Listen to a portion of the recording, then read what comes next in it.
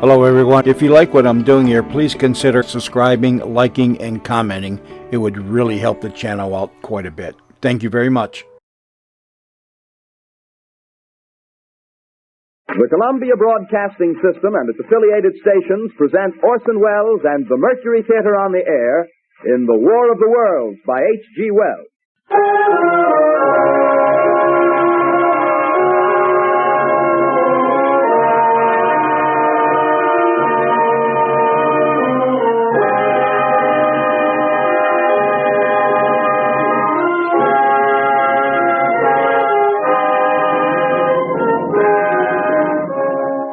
Ladies and gentlemen, the director of the Mercury Theater and star of these broadcasts, Orson Welles. We know now that in the early years of the 20th century, this world was being watched closely by intelligences greater than man's, yet as mortal as his own. We know now that as human beings busied themselves about their various concerns, they were scrutinized and studied, perhaps almost as narrowly as a man with a microscope might scrutinize the transient creatures that swarm and multiply in a drop of water. With infinite complacence, people went to and fro over the earth about their little affairs, serene in the assurance of their dominion over this small, spinning fragment of solar driftwood, which by chance or design, man has inherited out of the dark mystery of time and space. Yet across an immense ethereal gulf, minds that are to our minds as ours are to the beasts in the jungle, intellects vast, cool, and unsympathetic, regarded this earth with envious eyes and slowly and surely drew their plans against us. In the 39th year of the 20th century came the Great Disillusionment. Near the end of October, business was better. The war scare was over. More men were back at work. Sales were picking up. On this particular evening, October 30th, the Crosley service estimated that 32 million people were listening in on radios. 24 hours, not much change in temperature. A slight atmospheric disturbance of undetermined origin is reported over Nova Scotia, causing a low-pressure area to move down rather rapidly over the northeastern states, bringing a forecast of rain accompanied by winds of light gale force. Maximum temperature 66, minimum 48. This weather report comes to you from the Government Weather Bureau. We take you now to the Meridian Room in the Hotel Park Plaza in downtown New York, where you will be entertained by the music of Raymond Raquello and his orchestra.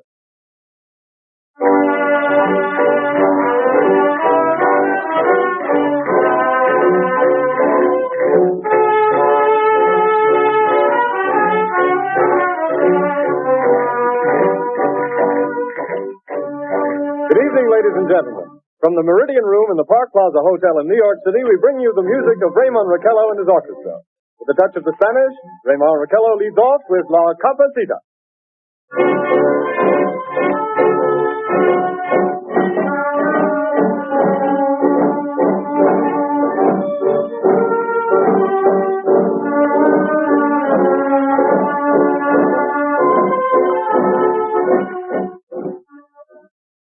Ladies and gentlemen, we interrupt our program of dance music to bring you a special bulletin from the Intercontinental Radio News. At 20 minutes before 8 Central Time, Professor Farrell of the Mount Jennings Observatory, Chicago, Illinois, reports observing several explosions of incandescent gas occurring at regular intervals on the planet Mars. The spectroscope indicates the gas to be hydrogen and moving toward the Earth with enormous velocity. Professor Pearson of the observatory at Princeton confirms Farrell's observation and describes the phenomenon as, quote, like a jet of blue flame shot from a gun, unquote.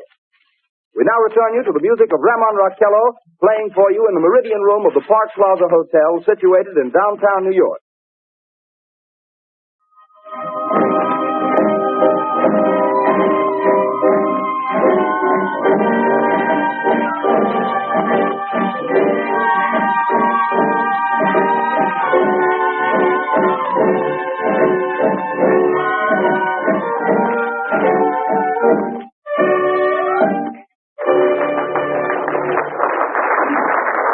And now a tune that never loses favor. the ever-popular Stardust, Raymond Raquello and his orchestra.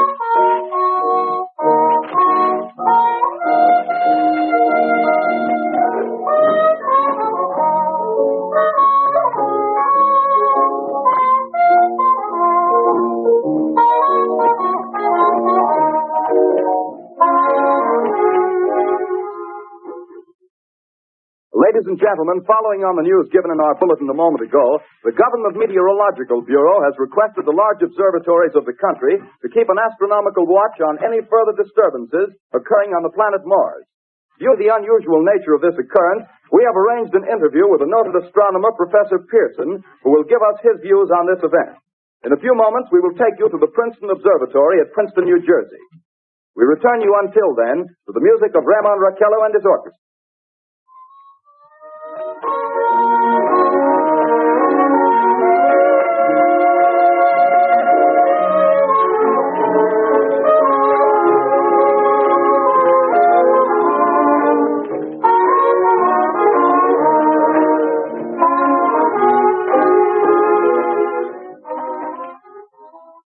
We are ready now to take you to the Princeton Observatory at Princeton, where Carl Phillips, our commentator, will interview Professor Richard Pearson, famous astronomer. We take you now to Princeton, New Jersey. Good evening, ladies and gentlemen. This is Carl Phillips speaking to you from the observatory at Princeton. I'm standing in a large semicircular room, pitch black except for an oblong split in the ceiling. Through this opening, I can see a sprinkling of stars that cast a kind of frosty glow over the intricate mechanism of the huge telescope. The ticking sound you hear is the vibration of the clockwork. Professor Pearson stands directly above me on a small platform, peering through the giant lens. I'll ask you to be patient, ladies and gentlemen, during any delay that may arise during our interview. Besides the ceaseless watch of the heavens, Professor Pearson may be interrupted by telephone or other communications. During this period, he is in constant touch with the astronomical centers of the world. Professor, may I begin our questions? Any time, Mr. Phillips. Professor, would you please tell our radio audience exactly what you see as you observe the planet Mars through your telescope? Nothing unusual at the moment, Mr. Phillips. A red disk swimming in the blue sea. Transverse stripes across the disk. Quite distinct now because Mars happens to be at the point nearest the Earth, in opposition, as we call it. In your opinion, what do these transverse stripes signify, Professor Pearson? Not canals, I can assure you, Mr. Phillips. Say, Although that's the popular conjecture of those who imagine Mars to be inhabited. From a scientific viewpoint, the stripes are merely the result of atmospheric conditions peculiar to the planet. then you're quite convinced, as a scientist, that living intelligence as we know it does not exist on Mars? I should say the chances against it are 1,000 to 1. And yet, how do you account for these gas eruptions occurring on the surface of the planet at regular intervals? Phillips, I cannot account for it. By the way, Professor, for the benefit of our listeners, how far is Mars from the Earth? Approximately 40 million miles. Well, that seems a safe enough distance. Just a moment, ladies and gentlemen. Someone has just handed Professor Pearson a message. While he reads it, let me remind you that we are speaking to you from the observatory in Princeton, New Jersey, where we are interviewing the world-famous astronomer, Professor Pearson. One moment, please. Professor Pearson has passed me a message which he has just received. Professor, may I read the message to the listening audience? Certainly, Mr. Phillips. Ladies and gentlemen, I shall read you a wire addressed to Professor Pearson from Dr. Gray of the Natural History Museum, New York. Quote, 9:15 p.m. Eastern Standard Time. Seismograph registered shock of almost earthquake intensity occurring within a radius of 20 miles of Princeton. Please investigate. Signed, Lloyd Gray, Chief of Astronomical Division. Unquote. Professor Pearson, could this occurrence possibly have something to do with the disturbances observed on the planet Mars? Hardly, Mr. Phillips. This is probably a meteorite of unusual size, and its arrival at this particular time is merely a coincidence. However, we shall conduct a search as soon as daylight permits. Thank you, Professor. Ladies and gentlemen, for the past 10 minutes, we've been speaking to you from the observatory at Princeton, bringing you a special interview with Professor Pearson, noted astronomer. This is Carl Phillips speaking. We are returning you now to our New York studio.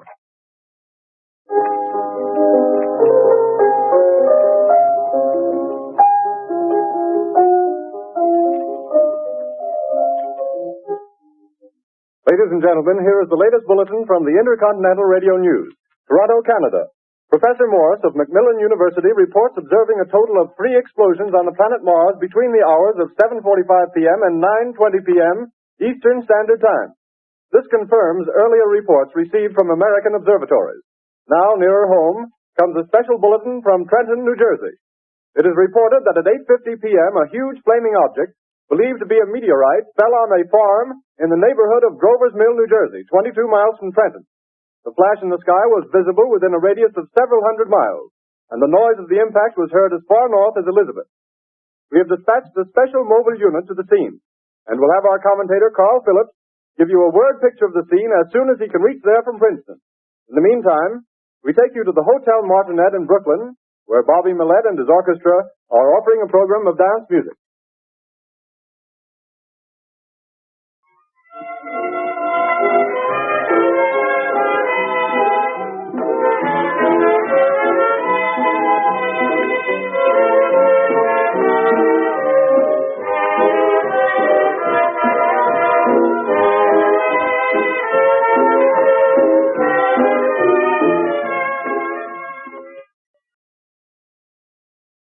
We take you now to Grover's Mill, New Jersey. Ladies and gentlemen, this is Carl Phillips again, out at the Wilmot Farm, Grover's Mill, New Jersey. Professor Pearson and myself made the 11 miles from Princeton in 10 minutes. Well, I hardly know where to begin. Paint for you a word picture of a strange scene before my eyes, like something out of a modern Arabian night. Well, I just got here. I haven't had a chance to look around yet. I guess that's it. Yes, I guess that's the thing directly in front of me. Half buried in a vast pit. Must have struck with terrific force. The ground is covered with splinters of a tree. It must have struck on its way down.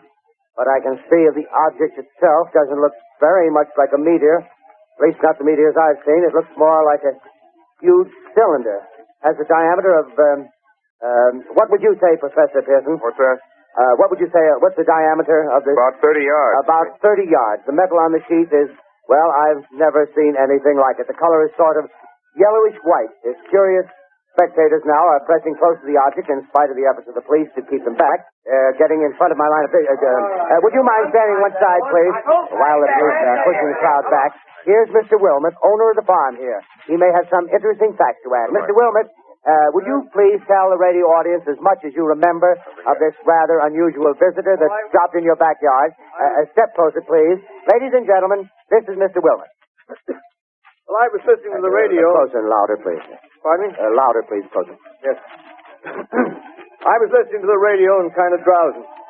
That professor fellow was talking about Mars, so I was half chosen and half... Yes, Mr. Wilmot, and then what happened? Well, as I was saying, I was listening to the radio, kind of halfway. Yes, Mr. Wilmot, and then you saw something. Well, not first off. I heard something. And what did you hear? Hissing sound like this. Kind of like a 4th of July rocket. Yes, then what? I turned my head out the window and would have sworn I was asleep and dreaming. Yes? I seen a kind of greenish streak and then zingo. Something smacked the ground, knocked me clear out of my chair. Well, were you frightened, Mr. Wilmot? Well, I ain't quite sure. I reckon I was kind of riled. Well, thank you, Mr. Wilmot. Thank you very much. You want me to No, talk that's some quite more? all right. That's plenty. Ladies and gentlemen, you've just heard Mr. Wilmot, owner of the farm where this thing has fallen. I wish I could convey the atmosphere, the background of this fantastic scene.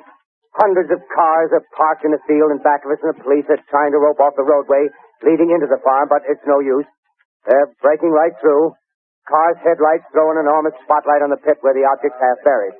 Now, some of the more daring souls now are venturing near the edge. Their silhouettes stand out against the metal sheen. One man wants to touch the thing. He's having an argument with the policeman. Now, the policeman wins. Now, ladies and gentlemen, there's something I haven't mentioned in all this excitement, but it's becoming more distinct. Perhaps you've caught it already on your radio. Listen, please. Do you hear it? It's a curious humming sound that seems to come from inside the object. Right. I'll move the microphone nearer. Here. Now, we're not more than 25 feet away. Can you hear it now? Professor Pearson. Yes, Mr. Grover. Can you tell us the meaning of that scraping noise inside the thing? Possibly the unequal cooling of its surface. I say, do you still think it's a meteor, Professor? I don't know what to think. The metal casing is definitely extraterrestrial. Not found on this Earth. Friction with the Earth's atmosphere usually tears holes in a meteorite. This thing is smooth, and you can see its cylindrical Just a minute. shape. Something's happening. Ladies and gentlemen, this is terrific. This end of the thing is beginning to flake off. The top is beginning to rotate like a screw, and this thing must be hollow. He's moving. He's back there. He's back there. Keep those men back. He's back there. Keep those idiots back. Come on.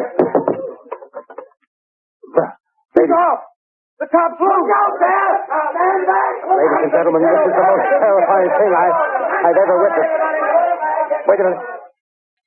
Someone's calling someone or something. I can see turning out of that black hole two luminous discs. The eyes, it might be a face, might be almost... Good heavens, something wriggling out of the shadow like a gray snake. Now it's another one, and another one, and another one. They look like tentacles to me. Oh, yeah, I can see the thing's body. Now it's large as a bear. It glistens like wet leather, but that face, ladies and gentlemen, it's indescribable. I can hardly force myself to keep looking at it. It's so awful. The eyes are black, and they gleam like a serpent. The mouth is a kind of V-shape with saliva dripping from its rimless lips and seem to quiver and pulsate. And the monster, or whatever it is, can hardly move. It seems weighed down by possibly gravity or something. The thing's rising up now, and the crowd falls back. There's seems plenty. The most extraordinary experience, ladies and gentlemen. I can't find words. Well, I'll pull this microphone with me as I talk. I'll have to stop the description until I can take a new position. Hold on, will you please? I'll be right back in a minute.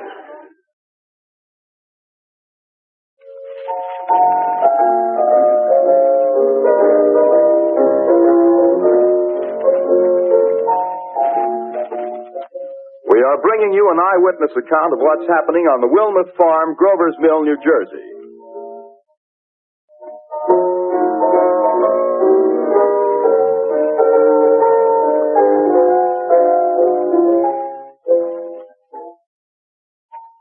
We now return you to Carl Phillips at Grover's Mill. Ladies and gentlemen, am I on? Ladies and gentlemen, here I am, back of a stone wall that adjoins Mr. Wilmuth's garden. From here, I get a sweep of the whole scene. I'll give you every detail as long as I can talk and as long as I can see. More state police have arrived. They're drawing up a cordon in front of the pit. About 30 of them. No need to push the crowd back now. They're willing to keep their distance. The captain's conferring with someone. Can't quite see who. Oh, yes, I believe it's Professor Pearson. Yes, it is. Now they've parted, and the professor moves around one side, studying the object while the captain and two policemen advance with something in their hands. I can see it now. It's a white handkerchief tied to a pole. Flag of truce. If those creatures know what that means, what anything means. Wait a minute, something's happening. Humped shape is rising out of the pit. I can make out a small beam of light against a mirror. What's that? There's a jet of flame springing from the mirror and it leaps right at the advancing men. It strikes them head on. Oh, Lord, they're turning into flames. The whole field's caught up by the woods, the barns, the gas tanks for the automobiles spreading everywhere. It's coming this way now, about 20 yards to my right.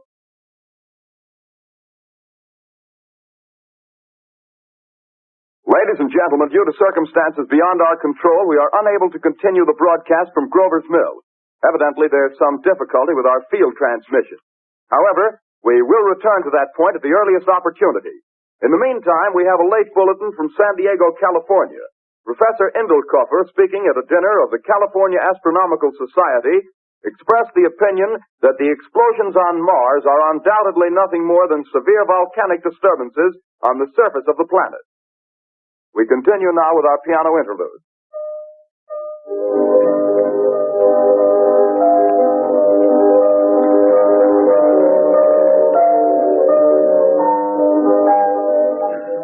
Ladies and gentlemen, I've just been handed a message that came in from Grover's Mill by telephone. Just one moment, please. At least 40 people, including 6 state troopers, lie dead in a field east of the village of Grover's Mill. Their bodies burned and distorted beyond all possible recognition. The next voice you hear will be that of Brigadier General Montgomery Smith, commander of the state militia at Trenton, New Jersey. I have been requested by the governor of New Jersey to place the counties of Mercer and Middlesex as far west as Princeton and east to Jamesburg under martial law. No one will be permitted to enter this area except by special pass issued by state or military authorities.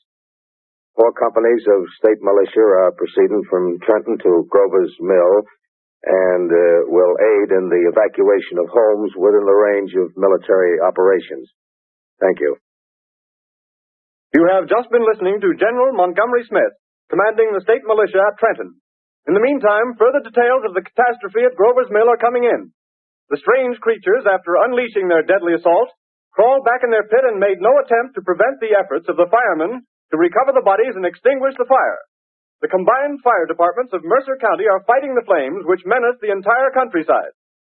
We have been unable to establish any contact with our mobile unit at Grover's Mill, but we hope to be able to return you there at the earliest possible moment. In the meantime, we take you to... Just one moment, please. Ladies and gentlemen, I have just been informed that we have finally established communication with an eyewitness of the tragedy. Professor Pearson has been located at a farmhouse near Grover's Mill, where he has established an emergency observation post. As a scientist, he will give you his explanation of the calamity. The next voice you hear will be that of Professor Pearson, brought to you by direct wire. Professor Pearson. Of the creatures in the rocket cylinder at Grover's Mill, I can give you no authoritative information either as to their nature, their origin, or their purposes here on Earth. Of their destructive instrument, I might venture some conjectural explanation. For want of a better term, I shall refer to the mysterious weapon as a heat ray. It's all too evident that these creatures have scientific knowledge far in advance of our own. It's my guess that in some way they are able to generate an intense heat in a chamber of practically absolute non-conductivity. This intense heat they project in a parallel beam against any object they choose by means of a polished parabolic mirror of unknown composition, much as the mirror of a lighthouse projects a beam of light. That is my conjecture of the origin of the heat ray. Thank you, Professor Pearson. Ladies and gentlemen, here is a bulletin from Trenton. It is a brief statement informing us that the charred body of Carl Phillips has been identified in the Trenton Hospital. Now here's another bulletin from Washington, D.C. The Office of the Director of the National Red Cross reports 10 units of Red Cross emergency workers have been assigned to the headquarters of the state militia, stationed outside of Grover's Mill, New Jersey. Here's a bulletin from State Police, Princeton Junction. The fires at Grover's Mill and vicinity are now under control. Scouts report all quiet in the pit, and there is no sign of life appearing from the mouth of the cylinder. Now, ladies and gentlemen, we have a special statement from Mr. Harry McDonald, Vice President in charge of operations. We have received a request from the State Militia of Trenton to place at their disposal our entire broadcasting facilities. In view of the gravity of the situation, and believing that radio has a responsibility to serve in the public interest at all times, we are turning over our facilities to the State Militia at Trenton. We take you now to the field headquarters of the State Militia near Grover's Mill, New Jersey. This is Captain Lansing of the Signal Corps, attached to the State Militia, now engaged in military operations in the vicinity of Grover's Mill. Situation arising from the reported presence of certain individuals of unidentified nature is now under complete control. The cylindrical object, which lies in a pit directly below our position, surrounded on all sides by 8 battalions of infantry, without heavy field pieces, but adequately armed with rifles and machine guns. All cause for alarm, if such cause ever existed, is now entirely unjustified. Things, whatever they are, do not even venture to poke their heads above the pit. I can see their hiding place plainly in the glare of the searchlights here. With all their reported resources, these creatures can scarcely stand up against heavy machine gun fire. Anyway, it's an interesting outing for the troops. I can make out their khaki uniforms crossing back and forth in front of the lights. Looks almost like a real war. There appears to be some slight smoke in the woods bordering the Millstone River, probably fire started by campers. Well, we ought to see some action soon. One of the companies is deploying on the left flank. A quick thrust and it'll all be over. Now, wait a minute. I see something on top of the cylinder. No, it's nothing but a shadow. Now the troops are on the edge of the Wilmot Farm. 7,000 armed men closing in on an old metal tube. A tub, rather. Well, wait, that wasn't a shadow. It's something moving. Solid metal, kind of a shield-like affair rising up out of the cylinder. Going higher and higher. What? It's standing on legs. Actually rearing up on a sort of metal framework. Now it's reaching above the trees and the searchlights are on it. Hold on.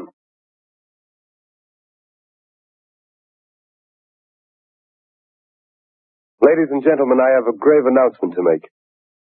Incredible as it may seem, both the observations of science and the evidence of our eyes lead to the inescapable assumption that those strange beings who landed in the Jersey farmlands tonight are the vanguard of an invading army from the planet Mars. The battle which took place tonight at Grover Mills has ended in one of the most startling defeats ever suffered by an army in modern times. 7,000 men armed with rifles and machine guns pitted against a single fighting machine of the invaders from Mars.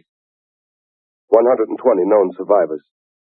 The rest strewn over the battle area from Grover's Mill to Plainsboro, crushed and trampled to death under the metal feet of the monster, or burned to cinders by its heat ray. The monster is now in control of the middle section of New Jersey and has effectively cut the state through its center. Communication lines are down from Pennsylvania to the Atlantic Ocean. Railroad tracks are torn and service from New York to Philadelphia discontinued except routing some of the trains through Allerton and Phoenixville. Highways to the north, south, and west are clogged with frantic human traffic. Police and army reserves are unable to control the mad flight. By morning, the fugitives will have swelled Philadelphia, Camden, and Trenton. It is estimated to twice their normal population. Martial law prevails throughout New Jersey and eastern Pennsylvania. At this time, we take you to Washington for a special broadcast on the national emergency. The Secretary of the Interior. Citizens of the nation, I shall not try to conceal the gravity of the situation that confronts the country, nor the concern of your government in protecting the lives and property of its people. However, I wish to impress upon you, private citizens and public officials, all of you, the urgent need of calm and resourceful action. Fortunately, this formidable enemy is still confined to a comparatively small area, and we may place our faith in the military forces to keep them there.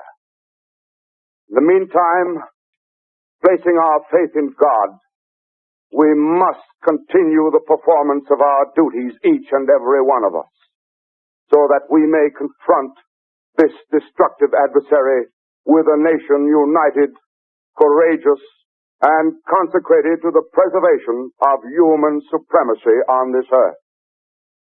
I thank you. You have just heard the Secretary of the Interior speaking from Washington. Bulletins too numerous to read are piling up in the studio here. We're informed that the central portion of New Jersey is blacked out from radio communication due to the effect of the heat ray upon power lines and electrical equipment. Here's a special bulletin in New York. Cables have been received from English, French, and German scientific bodies offering assistance. Astronomers report continued gas outbursts at regular intervals on the planet Mars. The majority voiced the opinion that the enemy will be reinforced by additional rocket machines.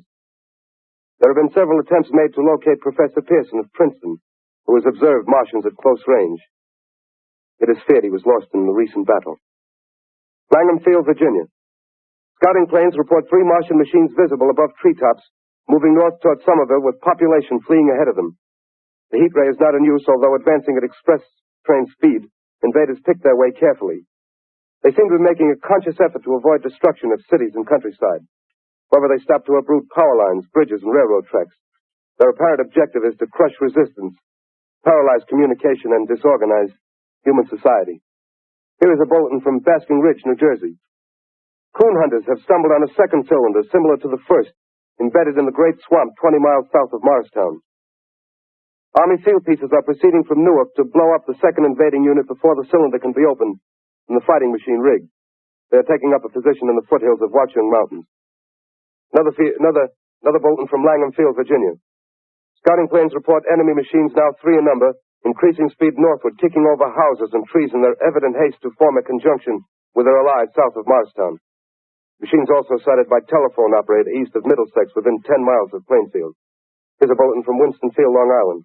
A fleet of Army bombers carrying heavy explosive flying north in pursuit of enemy. Scouting planes act as guides. They keep the speeding enemy in sight. Just a moment, please, ladies and gentlemen. We've run special wires to the artillery line and adjacent villages to give you direct reports in the zone of the advancing enemy.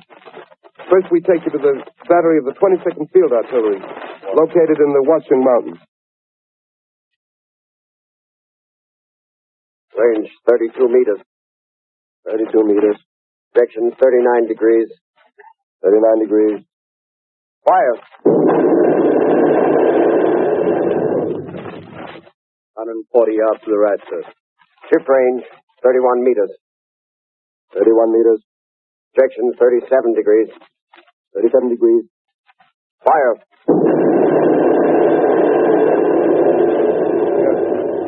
Hit that. Got the tripod of one of them. They're stopped. The others are trying to repair it. Quick, get the range. Shift 30 meters. 30 meters. Protection 27 degrees. 27 degrees. Fire.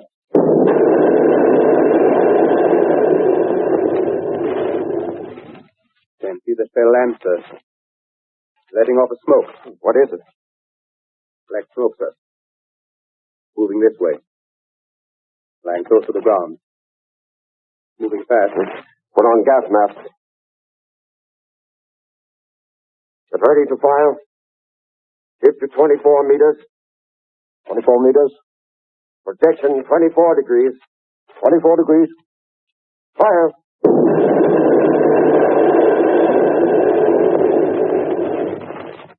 Still can't see, sir. Smoke's coming nearer. Get the range. 23 meters. 23 meters. 23 meters.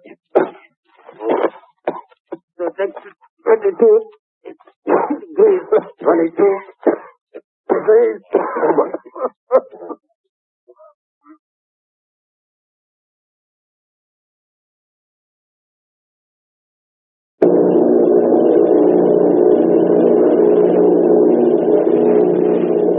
Army bombing plane V-843 off Bayonne, New Jersey. Lieutenant Bolt, commanding 8 bombers, reporting to Commander Fairfax, Langham Field. This is Bolt reporting to Commander Fairfax, Langham Field. Enemy tripod machines now in sight. Reinforced by 3 machines from the Morristown cylinder. 6 altogether. 1 machine partially crippled. Believed hit by shell from Army gun in Watchung Mountains. Guns now appear silent. A heavy black fog hanging close to the earth of extreme density, nature unknown. No sign of heat ray. Enemy now turns east, crossing Passaic River into the Jersey marshes. Another straddles the Pulaski Skyway. Evident objective is New York City. They're pushing down a high-tension power station. The machines are close together now, and we're ready to attack. Planes circling, ready to strike.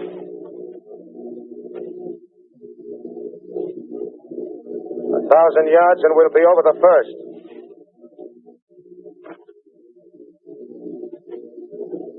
800 yards.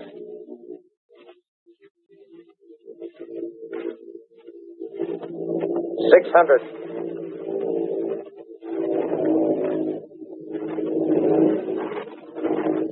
400.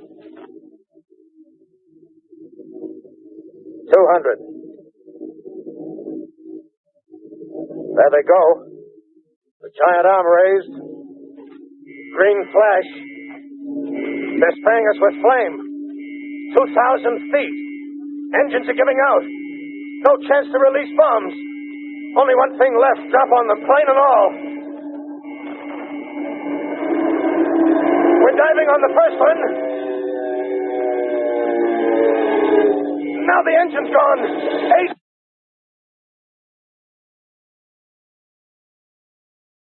This is Bayonne, New Jersey, calling Langham Field. This is Bayonne, New Jersey, calling Langham Field. Come in, please. This is Langham Field. Go ahead. 8 Army bombers in engagement with enemy tripod machines over Jersey Flats. Engines incapacitated by heat ray. All crashed. 1 enemy machine destroyed. Enemy now discharging heavy black smoke in direction of... This is Newark, New Jersey. This is Newark, New Jersey. Warning. Poisonous black smoke pouring in from Jersey marshes. Reaches South Street. Gas masks useless. Urge population to move into open spaces. Automobiles use routes 7, 23, 24. Avoid congested areas. Smoke now spreading over Raymond Boulevard.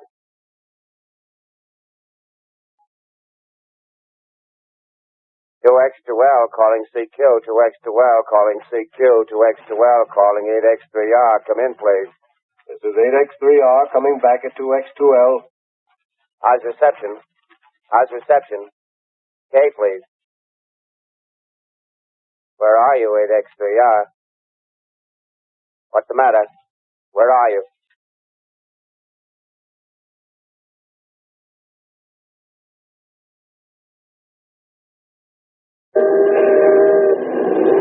I'm speaking from the roof of Broadcasting Building. New York City. The bells you hear are ringing to warn the people to evacuate the city as Martians approach. Estimated in the last 2 hours, 3 million people have moved out along the roads to the north. Hutchison River Parkway is still kept open for motor traffic. Avoid bridges to Long Island, hopelessly jammed. All communication with Jersey Shore closed 10 minutes ago. No more defenses. Our army is wiped out. Artillery, Air Force, everything wiped out. This may be the last broadcast. We'll stay here to the end. People are holding service here below us in the cathedral. Now I look down the harbor, all manner of boats, overloaded with fleeing population pulling out from docks. Streets are all jammed. Noise and crowds like New Year's Eve in city. Wait a minute. The enemy's now in sight above the Palisades. Five great machines. First one is crossing the river. I can see it from here, wading the Hudson like a man wading through a brook. A bulletin is handed me. Martian cylinders are falling all over the country. One outside of Buffalo, one in Chicago, St. Louis. Seem to be timed and spaced.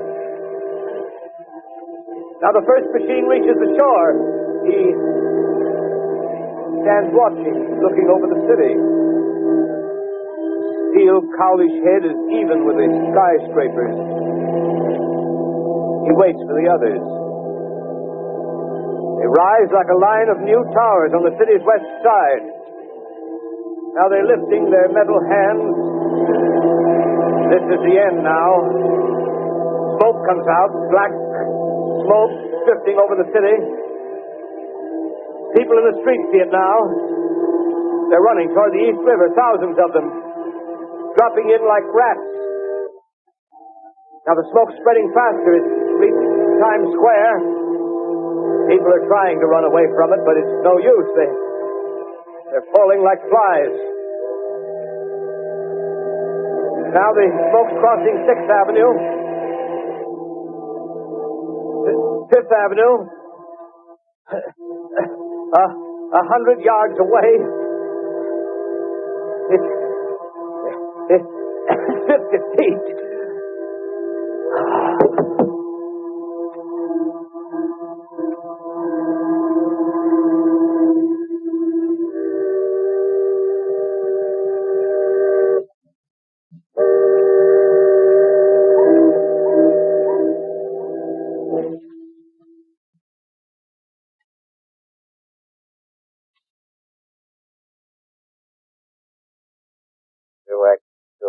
calling CQ. 2X2L calling CQ. 2X2L calling CQ, New York. Isn't there anyone on the air? Isn't there anyone on the air? Isn't there anyone? 2X2L.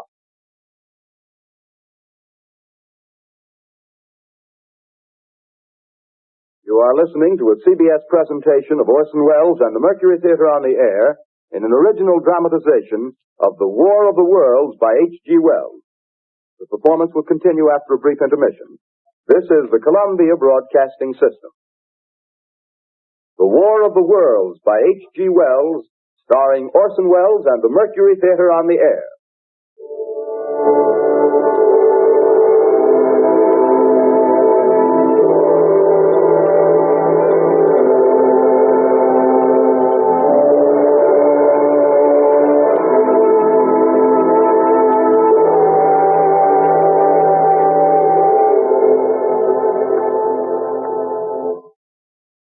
As I set down these notes on paper, I'm obsessed by the thought that I may be the last living man on Earth.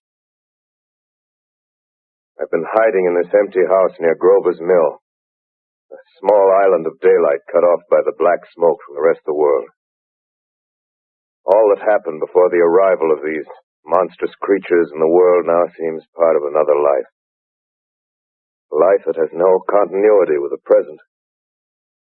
Furtive existence of the lonely derelict who pencils these words on the back of some astronomical notes bearing the signature of Richard Pearson. I look down at my blackened hands, my torn shoes, my tattered clothes, and I try to connect them with a professor who lives at Princeton and who, on the night of October 20th, glimpsed through his telescope an orange splash of light on a distant planet.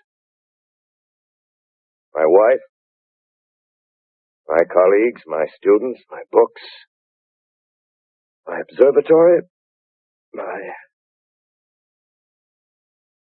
world. Where are they?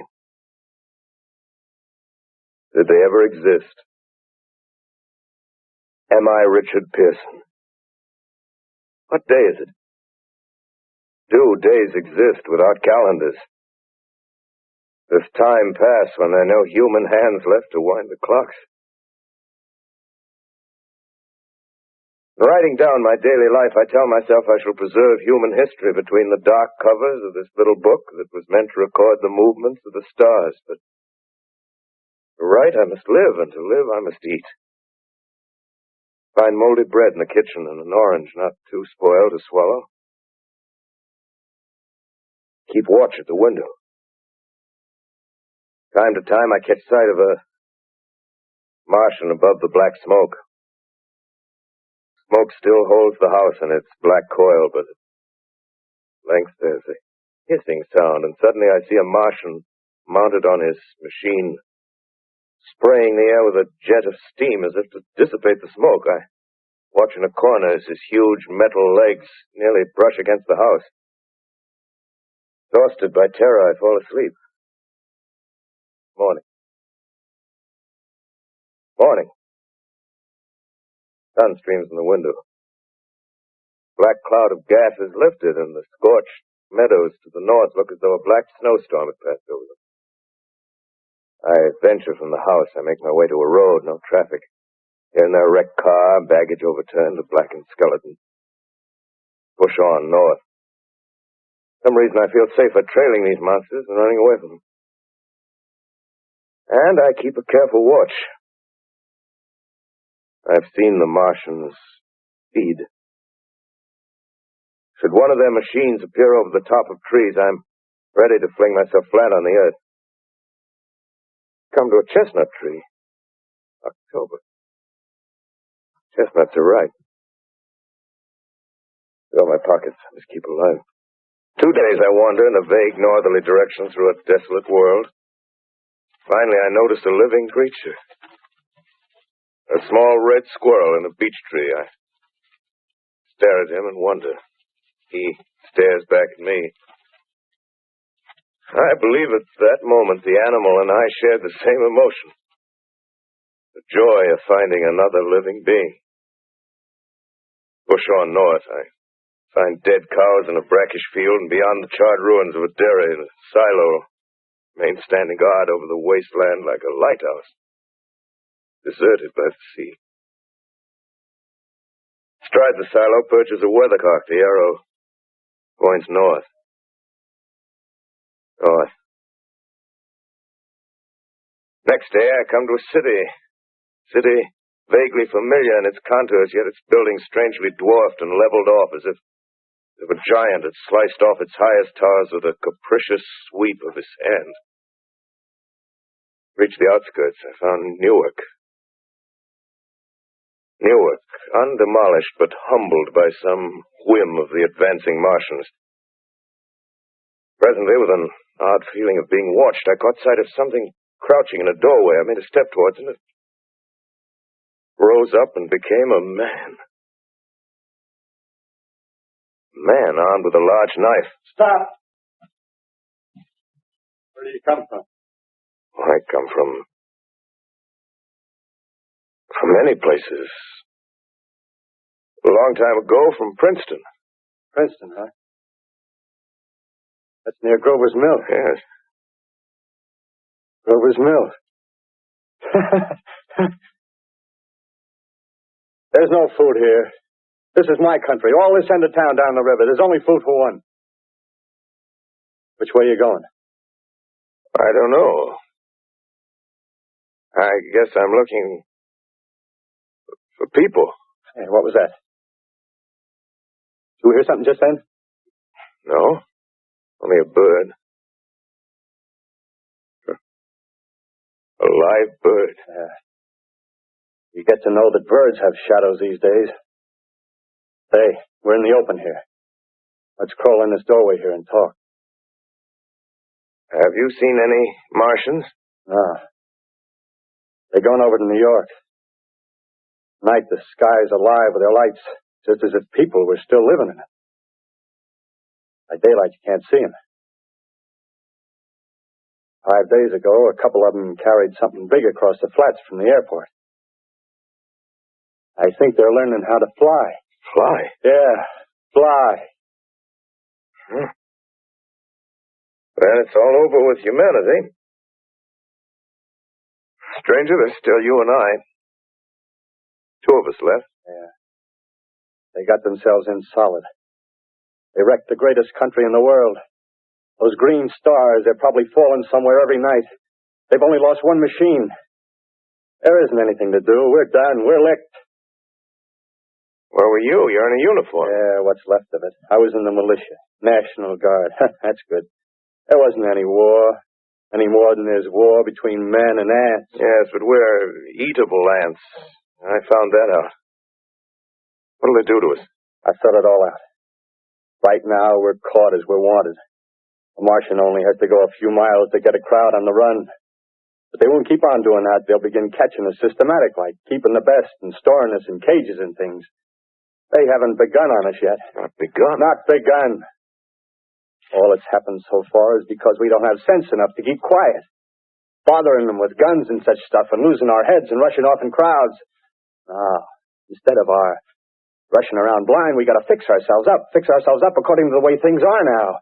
Cities, nations, civilization, progress. Yes, but if that's so, what is there to live for? Well, there won't be any more concerts for 1,000,000 years or so, and no nice little dinners at restaurants. If it's amusement you're after, I guess the game's up. What is there left? Life, that's what. I want to live. Yeah, and so do you. We're not going to be exterminated. And I don't mean to be caught either. Tamed and fattened and bred like an ox. What are you going to do? I'm going on. Right under their feet. I got a plan. We men as men, we're finished. We don't know enough. We got to learn plenty before we got a chance. We've got to live and keep free while we learn, see? I've thought it all out, see? Well, tell me the rest. Well, it isn't all of us that are made for wild beasts. That's what it got to. That's what it got to be.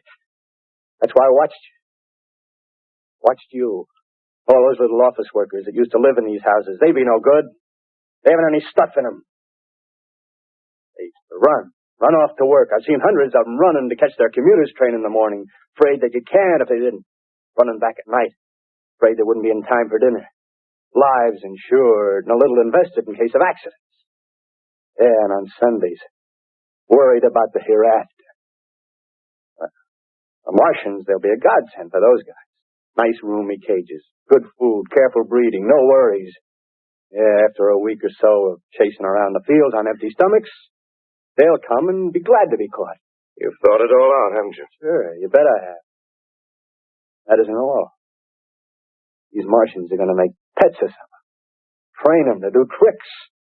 Who knows, get sentimental over the pet boy who grew up and had to be killed. Yeah, and some maybe they'll train to hunt us. Oh, no, it's impossible. Human. Yes, they will. There's men who do it gladly. One of them ever after me, by... In the meantime, you and I and others like us, where are we to live when the Martians own the Earth? I got it all figured out. We'll live underground. I've been thinking about the sewers. Under New York, there are miles and miles of them. The main ones, they're big enough for anybody. Then there's cellars, vaults, underground storerooms, railway tunnels, subways. You begin to see, huh? We'll get a bunch of strong men together. No weaklings. That rubbish, out. As you meant me to go. All right. Give you a chance, didn't I? Won't quarrel about that. Go on. Well, we got to make safe places for us to stay in, see? Get all the books we can. Science books. That's where men like you come in, see? We raid the museums. We'll even spy on the Martians. May not be so much we have to learn before... Just imagine this. 4 or 5 of their own fighting machines suddenly start off. Heat rays right and left. Not a Martian in them. Not a Martian in them, see? But men. Men who've learned the way how. Maybe in our time. Gee. Imagine having one of them lovely things with a heat ray wide and free. We turn it on Martians. We turn it on men. We'd bring everybody down on their knees. That's your plan. You. Me. A few more of us. We'd own the world. I see. Hey, what's the matter? Where are you going? Not to your world. Bye, stranger. Well, after parting with the artilleryman, I came at last to the Holland Tunnel, entered that silent tube. Anxious to know the fate of the great city on the other side of the Hudson. Cautiously, I came out of the tunnel and made my way up Canal Street.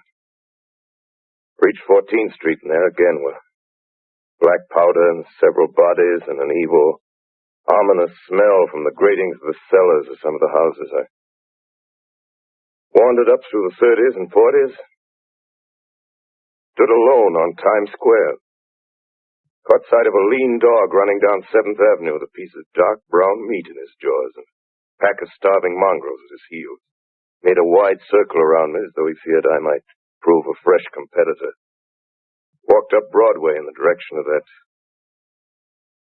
strange powder, past silent shop windows, displaying their mute wares to empty sidewalks.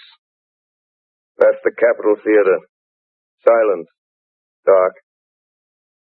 Past a shooting gallery where a row of empty guns faced an arrested line of wooden ducks. Near Columbus Circle, I noticed models of 1939 motor cars in the showrooms facing empty streets. Over the top of the General Motors building, I watched a flock of black birds circling in the sky. Hurried on. Suddenly, I caught sight of the hood of a Martian machine, standing somewhere in Central Park, gleaming in the late afternoon sun. An insane idea. I rushed recklessly across Columbus Circle and into the park. I climbed a small hill above the pond at 60th Street, and from there I could see standing in a silent row along the mall 19 of those great metal titans, their cowls empty, their steel arms hanging listlessly by their sides. I looked in vain for the monsters that inhabit those machines. Suddenly, my eyes were attracted to the immense flock of black birds that hovered directly below me. They circled to the ground.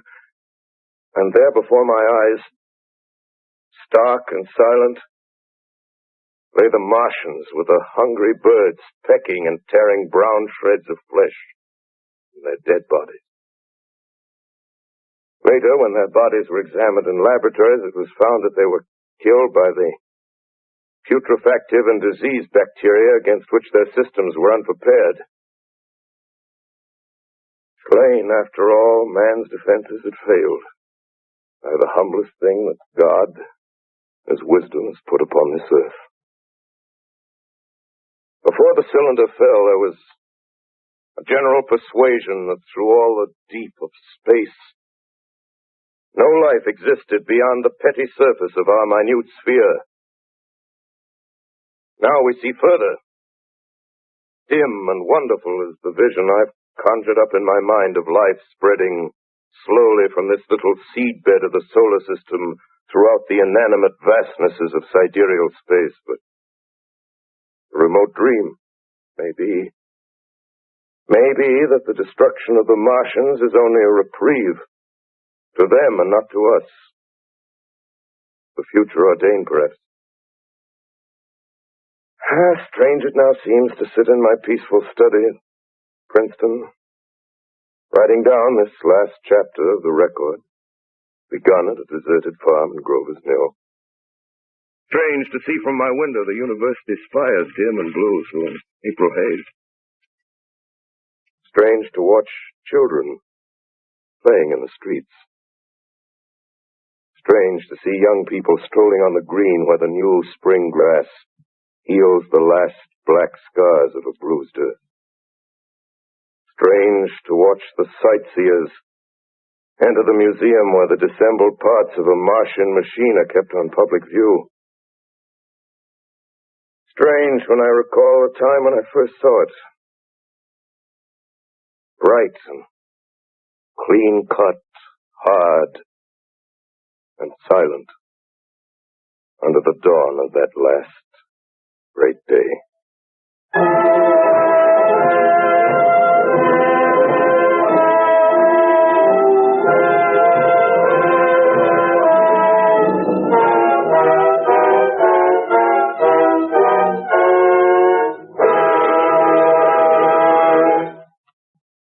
This is Orson Welles, ladies and gentlemen.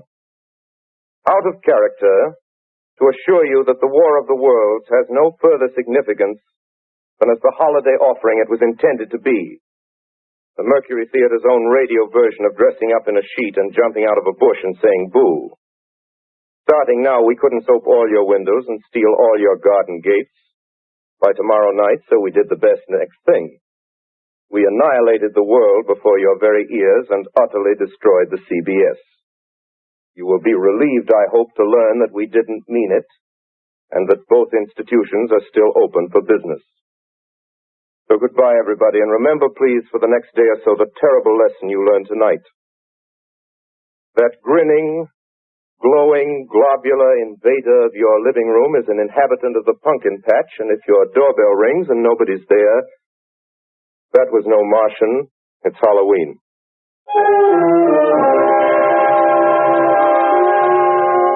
Tonight, the Columbia Broadcasting System and its affiliated stations coast to coast has brought you The War of the World by H.G. Wells, the 17th in its weekly series of dramatic broadcasts featuring Orson Welles and the Mercury Theater on the air. Next week, we present a dramatization of 3 famous short stories. This is the Columbia Broadcasting System.